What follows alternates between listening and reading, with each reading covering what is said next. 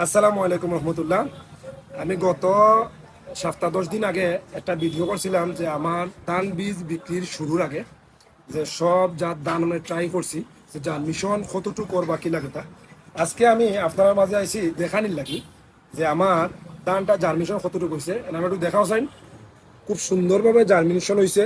Just টিস্যুর মাঝে আমি দিয়া করছি, প্রতিটা জাত আইছে।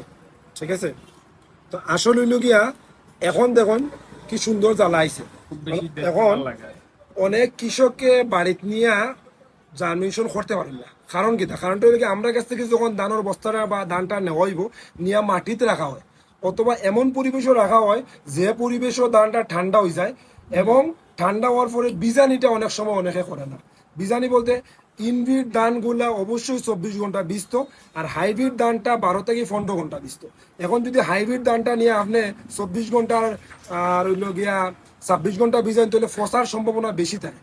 আবার ইনভিট ধান মানে বস্তার 10 কেজির ধান, যেটা হাইব্রিড ছাড়া, এই ধানটা যদি উফসি, এই ধানটা যদি আবার তুমি 15 ঘন্টা ভিজাও দেবা, জার্মিনেশন হইতো না।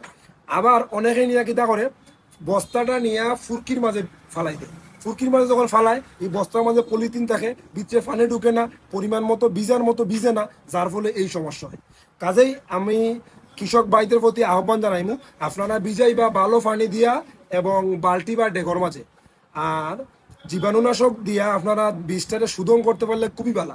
হাইব্রিড বীজ সব শোধন করা থাকে, আর উপসি যেটা ইন হাইব্রিড যেটা, এটারে আপনারা শোধন করবা, ডেগো বা বালতিত ভিজাইবা, 24 ঘন্টা ভিজাইবা।